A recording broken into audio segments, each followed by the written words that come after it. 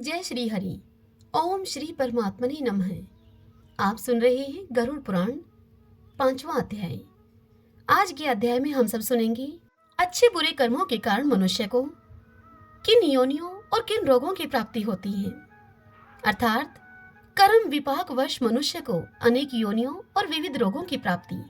आज के अध्याय में हम इस कथा का श्रवण करेंगे। गरुड़ जी ने श्री हरि से पूछा, हे केशव, जिस जिस पाप से जो जो चिन्ह प्राप्त होते हैं और जिन जिन योनियों में जीव जाते हैं वह सब मुझे बताइए। तब श्री भगवान ने गरुड़ से कहा, हे पक्षीराज, नरक से आए हुए पापी जिन पापों के द्वारा जिस योनि में जाते हैं और जिस पाप से जो चिन्ह होता है वह तुम मुझसे सुनो।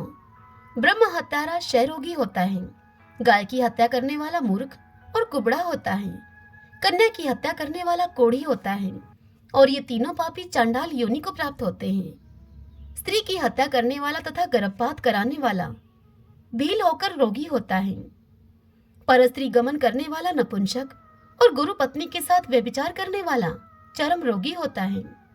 मांस का भोजन करने वाले का अंग अत्यंत लाल होता है, मद पीने वाले के दांत काले होते हैं, लालचवश अभक्ष्य भक्षण करने वाले ब्राह्मण को महोदर रोग होता है, जो दूसरे को दिए बिना मिष्ठान खाता है उसे गले में गंडमाला रोग होता है, श्राद्ध में अपवित्र अन्न देने वाला श्वेत कुष्ठी होता है, गर्व से गुरु का अपमान करने वाला मनुष्य मिर्गी का रोगी होता है, वेद शास्त्र की निंदा करने वाला निश्चित ही पांडु रोगी होता है, झूठी गवाही देने वाला गूंगा, पंक्ति भेद करने वाला काना और विवाह में विघ्न उत्पन्न करने वाला व्यक्ति तांबूल, फल तथा पुष्प आदि की चोरी करने वाला वन में बंदर होता है, जूता, घास तथा कपास को चुराने वाला भेड़ योनि में उत्पन्न होता है, जो रौद्र कर्म बुरे कर्मों को कहा जाता है, रौद्र कर्मों से आजीविका चलाने वाला है, मार्ग में यात्रियों को लूटता है और जो आखेट का व्यसन रखने वाला है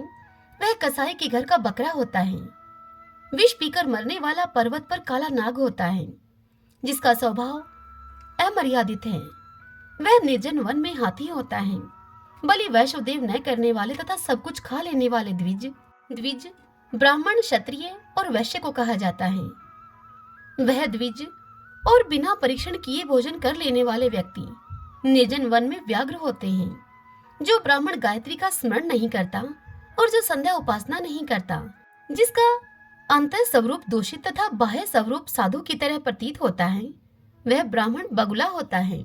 जिनको यज्ञ नहीं करना चाहिए उनके यहाँ यज्ञ कराने वाला ब्राह्मण गांव का सुअर होता है, क्षमता से अधिक यज्ञ कराने वाला गधर्व तथा बिना आमंत्रण के भोजन करने वाला कौवा होता है, जो सत्पात्र शिष्य को विद्या नहीं प्रदान करता वह ब्राह्मण बैल होता है, गुरु की सेवा न करने वाला शिष्य बैल और गधा होता है, गुरु के प्रति अर्थात अपमान के तात्पर्य से हुम या तू शब्दों का उच्चारण करने वाला और वाद विवाद में ब्राह्मण को पराजित करने वाला जल विहीन अरण्य में ब्रह्म राक्षस होता है, प्रतिज्ञा करके द्विज को दान न देने वाला सियार होता है, सत्पुरुषों का अनादर करने वाला व्यक्ति अग्निमुख सियार होता है, मित्र से द्रोह करने वाला पर्वत का गीध होता है और क्रय में धोखा देने वाला वह उल्लू होता है, वर्ण आश्रम की निंदा करने वाला वन में कपोत होता है, आशा को तोड़ने वाला और स्नेह को नष्ट करने वाला, द्वेषवश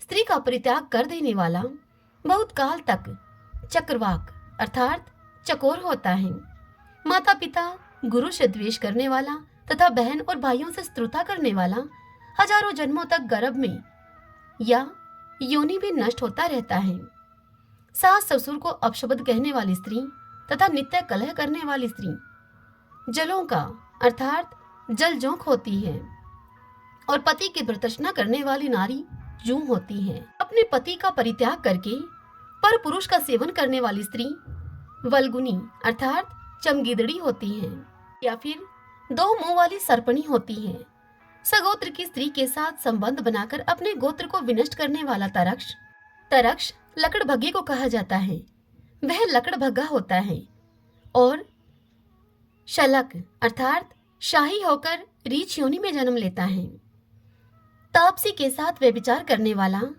कामी पुरुष मुरु प्रदेश में पिशाच होता है, और अप्राप्त यौवन से संबंध रखने वाला वन में अजगर होता है। गुरु पत्नी के साथ गमन की इच्छा रखने वाला मनुष्य कर्कलाश अर्थात गिरगिट होता है। राजपत्नी के साथ गमन करने वाला ऊंट तथा मित्र की पत्नी के साथ गमन करने वाला गधा होता है।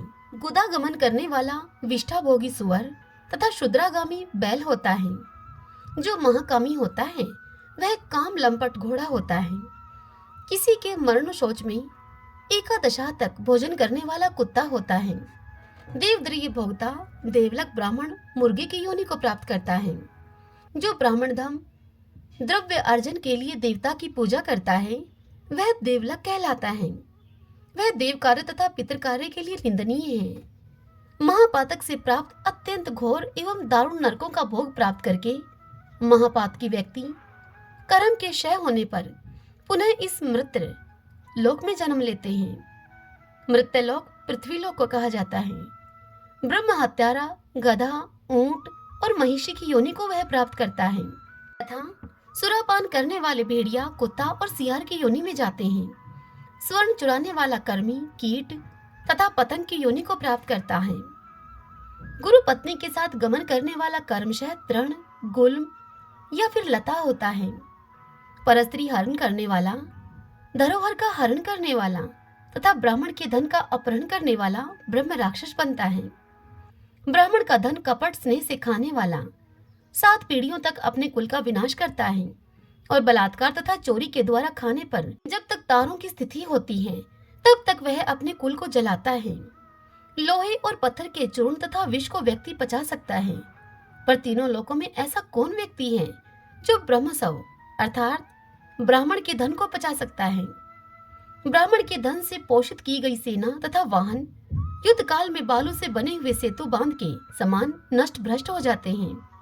देव द्रव्य का उपभोग करने से अथवा ब्रह्मसव का हरण करने से या ब्राह्मण का अतिक्रमण करने से कुल पतित हो जाते हैं। अपने आश्रित वेद शास्त्र परायण ब्राह्मण को छोड़कर अन्य ब्राह्मण को दान देना ब्राह्मण का अतिक्रमण करना कहलाता है।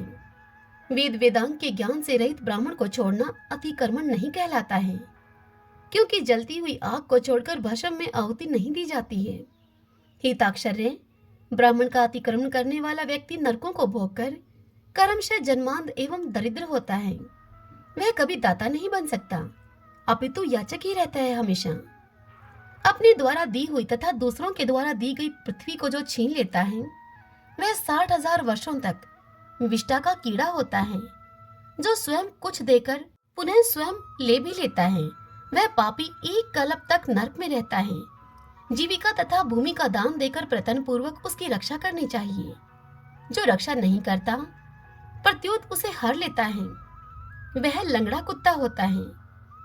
ब्राह्मण को आजीविका देने वाला व्यक्ति 1 लाख गौदान का फल प्राप्त करता है और ब्राह्मण की वृत्ति का हरण करने वाला बंदर कुत्ता अथवा लंगूर होता है। हे खगेश्वर, प्राणियों को अपने कर्म के अनुसार लोक में पूर्वोक्त योनियां तथा शरीर पर चिन्ह देखने को मिलते हैं। इस प्रकार दुष्कर्म पाप कर्म करने वाले जीव नरक की यातनाओं को भोगकर अवशिष्ट पापों को भोगने के लिए इन पूर्वोक्त योनियों में जाते हैं।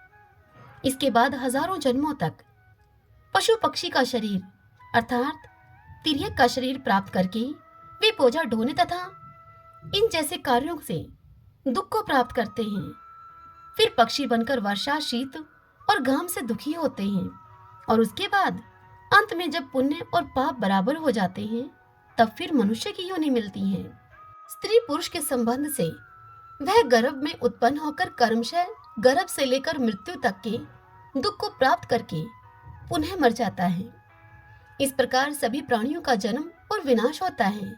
यह जन्म मरण का चक्र चारों प्रकार की सृष्टि में चलता रहता है।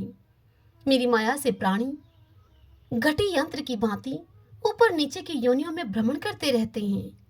कर्मपास से बंधे रहकर कभी वे नरक में तो कभी भूमि पर जन्म लेते हैं। दान न देने से प्राणी दरिद्र होता है। दरिद्र हो जाने पर फिर पाप करता है। पाप के प्रभाव से नरक में जाता है और नरक से लौटकर पुनः दरिद्र और पुनः पापी होता है।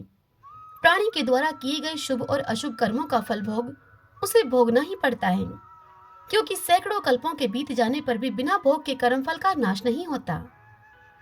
इससे आगे की कथा कल हम अगले अध्याय में सुनेंगे। यह ज्ञान एक कथा के तौर पर सुनने के लिए ही नहीं है, इसे आप अपने जीवन में उतारिए।